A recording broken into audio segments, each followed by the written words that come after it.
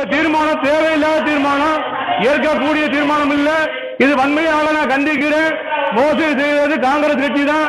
தேவையில்லாத தீர்மானத்தை வாசிக்கிறதுக்கு ஏற்றுக்க கூடாது, நீங்க அனுமதிக்க கூடாது. அப்படிதான் நான் 5 தீர்மானத்தை கொண்டு வர்றேன். அது எதுக்கு நீங்க?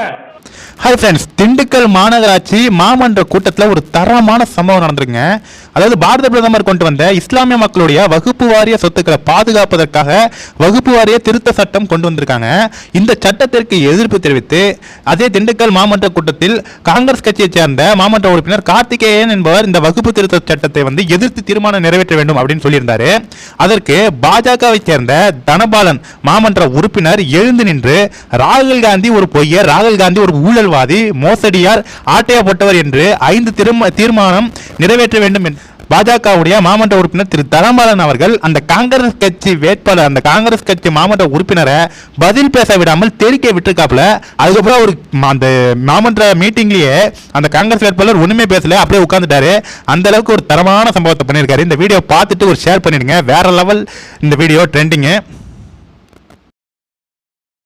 எதுவுமே இல்ல, தீர்மானத்தில் இல்லாததை நீங்க வாசிக்க கூடாதுன்னு சொல்லியிருக்கீங்க. எதற்காக வாசிக்கிறாரு அவரை எதுக்காக பண்றீங்க? இல்ல, மோசடி பண்ணது யாரு? ராகுல் காந்தி தான் மோசடி பண்ணியிருக்காரு. ஆட்டை போட்டது ராகுல் காந்தி.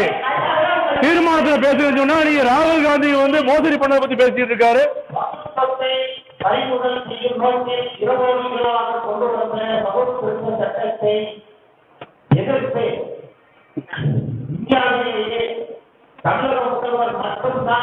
வணக்கத்திற்குரிய மேயர் அவர்களே, இந்த தீர்மானத்தின் மீது நான் எதிர்ப்பு தெரிவிக்கின்றேன்.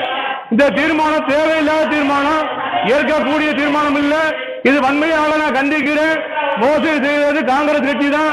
தேவையில்லாத தீர்மானத்தை வாசிக்கிறதுக்கு ஏற்றுக்க கூடாது, நீங்க அனுமதிக்க கூடாது. அப்படிதான் நான் 5 தீர்மானத்தை கொண்டு வர்றேன். அது எதுக்கு நீங்க? ஏத்துக்க, அதை விட்டு தேவையில்லாம பேசக்கூடாது.